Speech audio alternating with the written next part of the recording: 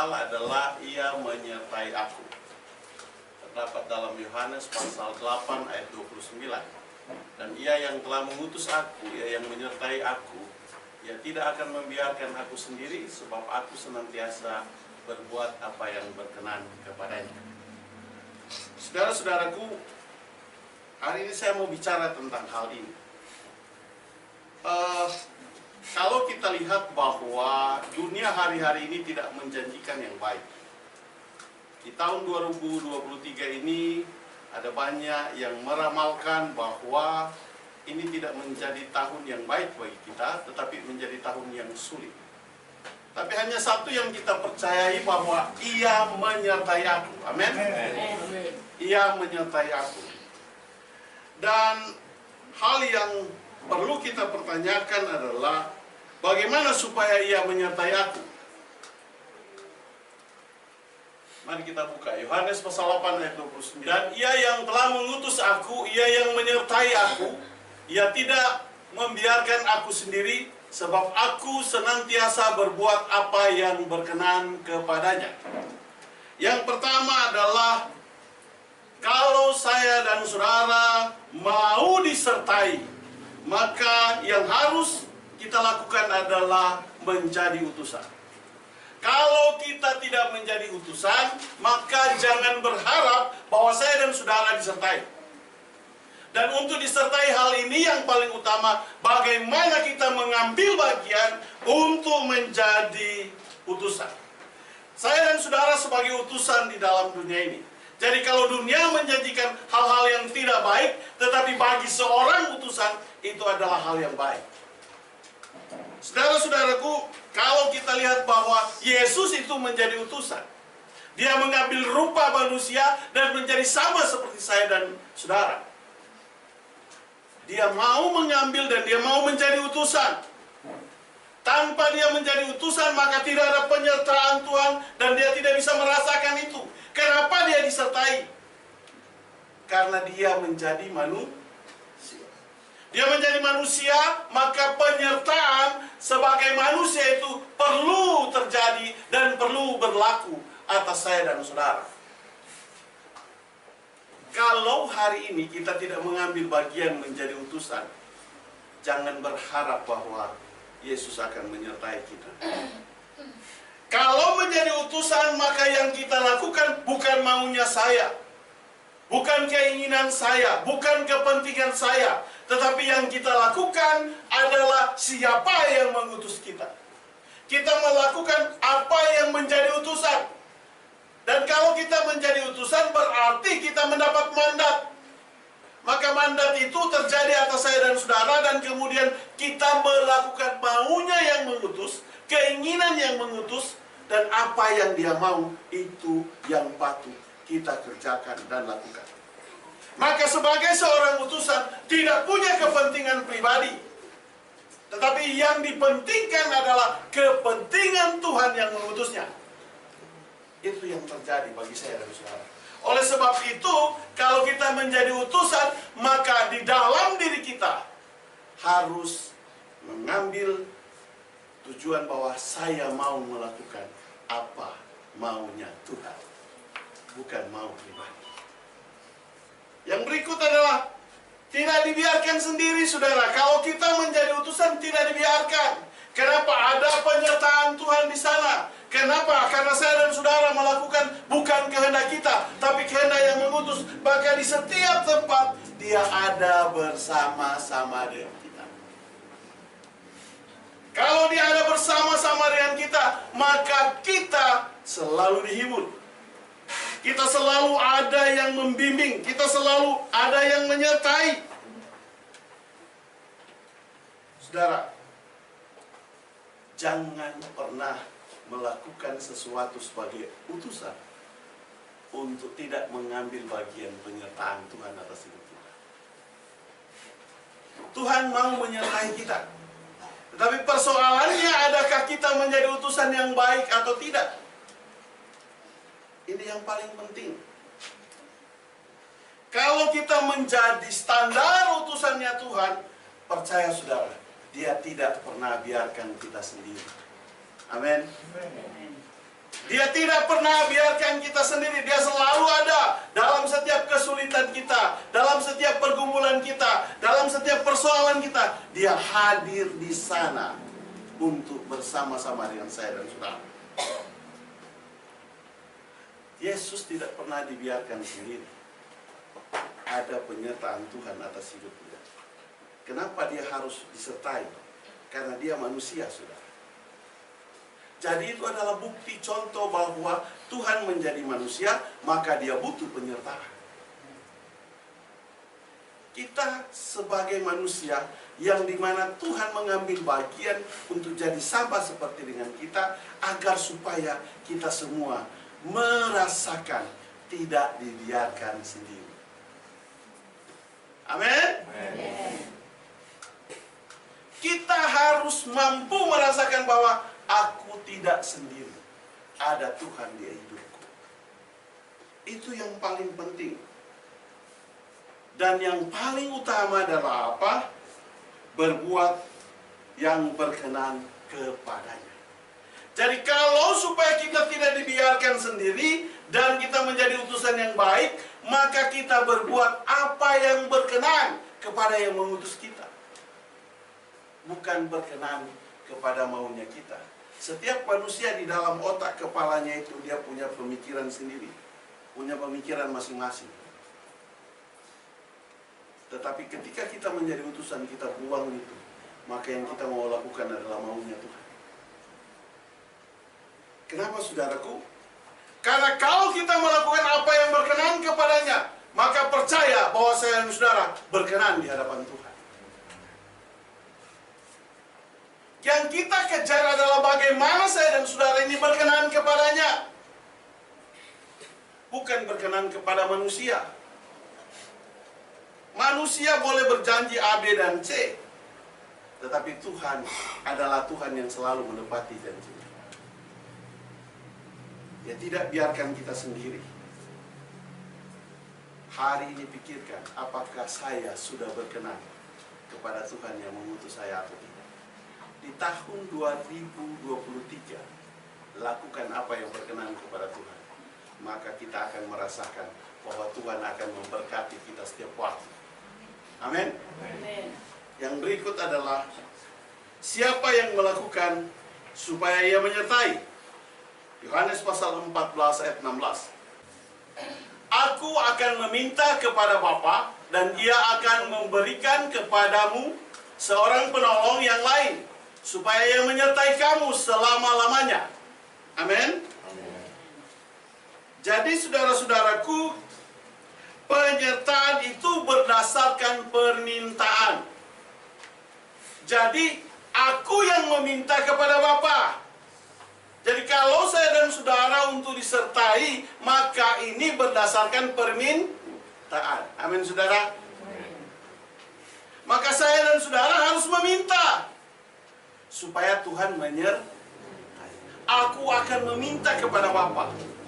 Itu permintaan Tuhan untuk saya dan saudara.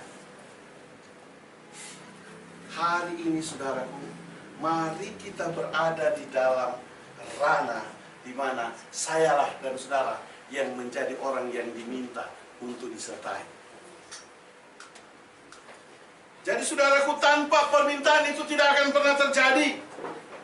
Jadi penyertaan itu berdasarkan permintaan. Yang kedua adalah ada yang menolong. Kita ada yang menolong saudara dalam kesibukan apapun, dalam persoalan apapun, dalam masalah apapun. Ada yang menolong kita karena ada yang menyertai. Kalau tidak ada, maka jangan saya dan saudara berharap ada yang menolong kita. Tidak ada pertolongan yang paling sempurna, yang paling baik di dunia ini selain dari Tuhan. Dia mau tolong kita, saudara. Setiap segala sesuatu yang kita lakukan, pertolongannya selalu terjadi atas hidup saya dan saudara. Ada yang menolong. Yang ketiga adalah penyertaan selamanya. Amin, saudara. Ayat ini mengatakan bahwa penolong yang lain supaya ia menyertai kamu selama-lamanya. Penolong yang lain nanti kita akan baca di ayat yang berikut. Siapa itu penolong yang lain? Dia menyertai kita selama-lamanya. Berapa lama? Selama-lamanya. Berapa lama itu selama-lamanya? Ya, selama-lamanya.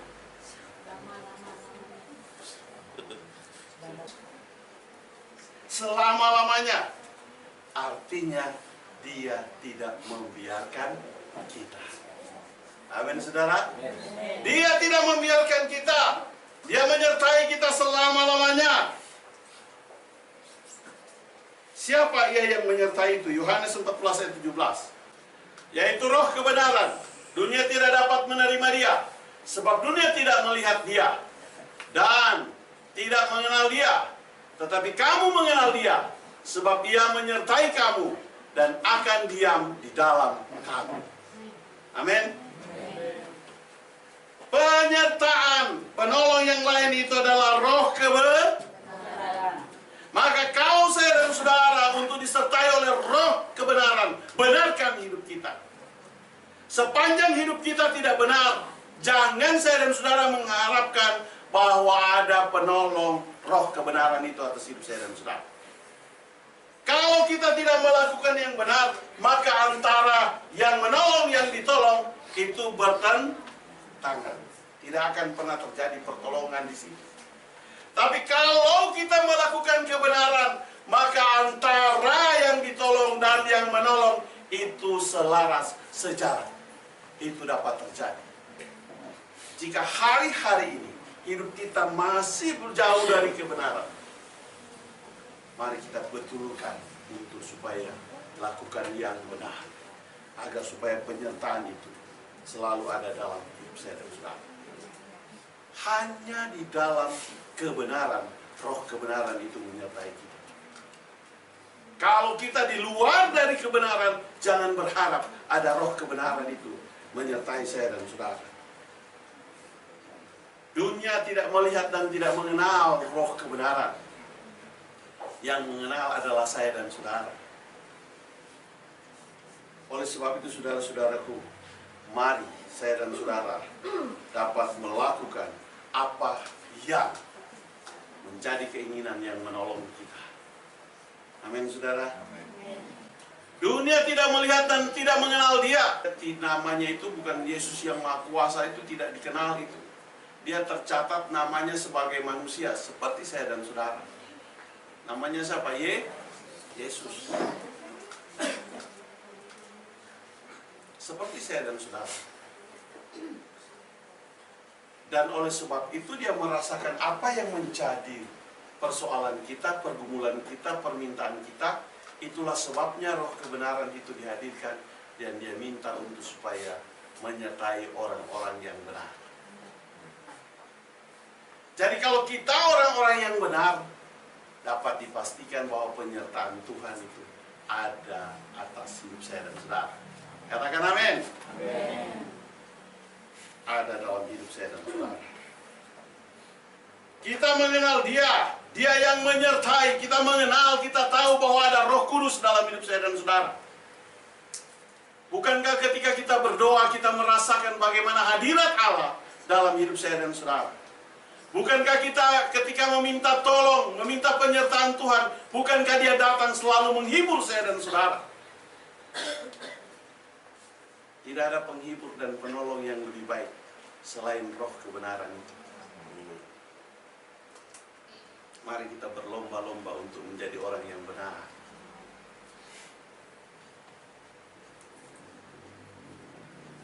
Dan kabar baiknya adalah penyertaan diam di dalam kita. Diam di dalam kita artinya menjadi satu dengan hidup saya dan saudara. Amin. Jadi satu, dia tidak kemana-mana, dia ada di hidup kita. Dia tidak pernah membiarkan kita. Ketika kita berusaha bekerja, apapun profesi kita, bahwa roh kebenaran itu ada di sana.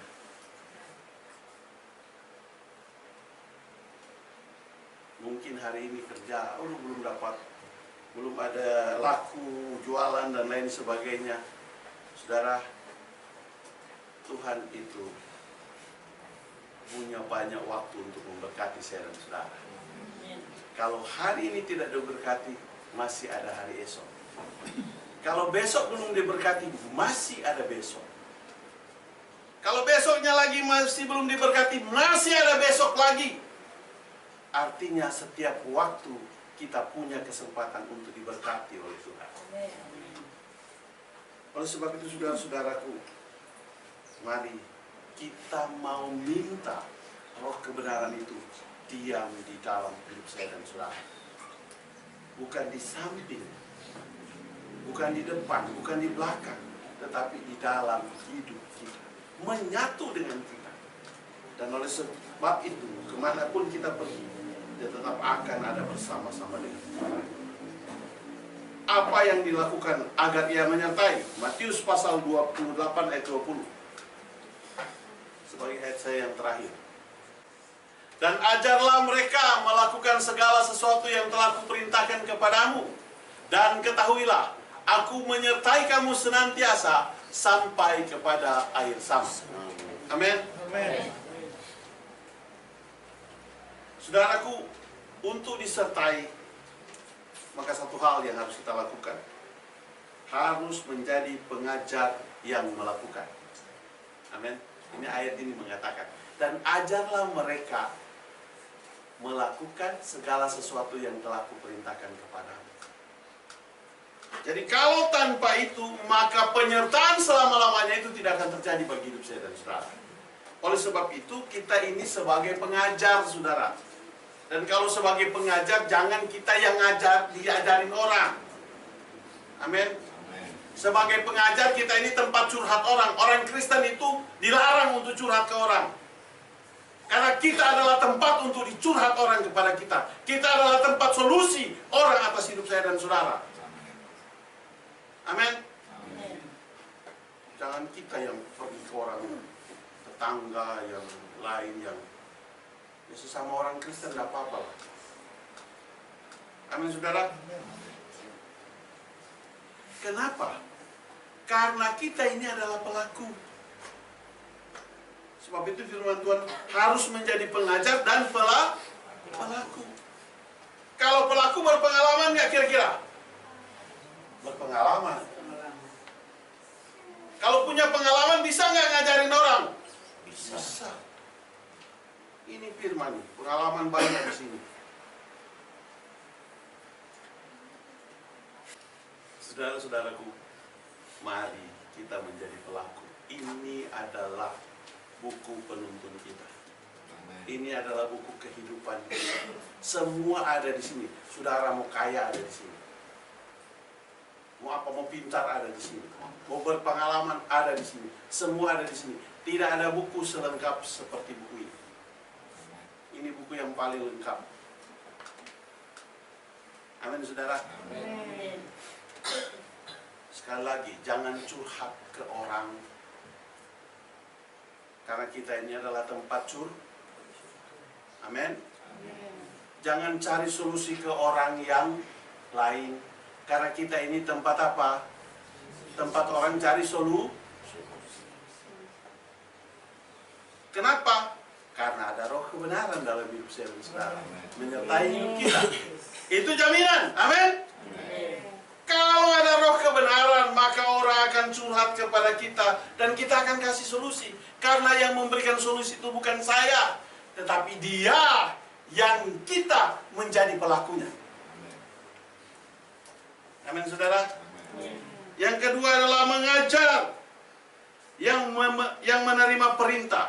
Kita ini adalah pengajar yang menerima apa? Perintah. Jadi kalau kita mengajar, karena kita telah menerima perintah. Perintah apa? Yang perintah yang diperintahkan Tuhan, itulah yang kita ajarkan. Amin, saudara. Pengajar kok diajar, ini kan salah ini. Amin, saudara. Jangan rendahkan standar kita yang sudah tinggi, yang sudah diangkat Tuhan. Sekali lagi saya mau pesankan di Natal ini, jangan rendahkan standar hidup kita yang sudah diangkat Tuhan tinggi. Amin. Yaitu apa? Kita pengajar. Amin, saudara. Setuju? Setuju? Kita pengajar. Jadi kalau pengajar bukan orang ngajarin kita, tapi kita ngajarin orang. Itu yang benar. Kenapa? Karena setiap kita mau melakukan perintah. Artinya kita adalah orang-orang yang taat.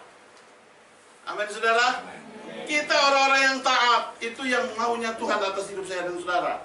Yang berikut adalah tahu menyertai sampai apa? Akhir zaman. Senantiasa artinya dia tidak pernah biarkan kita. Senantiasa artinya tetap berada bersama-sama dengan kita. Senantiasa itu berapa lama? Selama-lamanya sampai kepada akhir. Amin, saudara. Oleh sebab itu orang Kristen mati itu hanya tidur. Karena dia tahu dia akan dibangkitkan bersama-sama dengan Tuhan. Oleh sebab itu saudara-saudara, mau kita disertai sampai kepada akhir zaman. Dia menyertai aku. Itu yang paling penting di tahun 2023 ini. Yakinkan hidup kita bahwa ia akan menyertai aku, maka tidak akan pernah ada kekurangan terjadi dalam hidup kita. Kita semua diberkati luar biasa dan semakin banyak berkat Tuhan atas hidup saya dan saudara. Tahukah saudara, untuk tahun 2023 kita semua sudah disediakan berkat oleh Tuhan. Amen. Tugas kita adalah untuk mengambil berkat itu. Dan kalau saya dan saudara punya tugas untuk mengambil berkat itu, ambil yang maksimal. Jangan saudara sisa untuk tahun depan. Amin. Itu dapat terjadi kalau ia menyertai aku. Tuhan memberkati.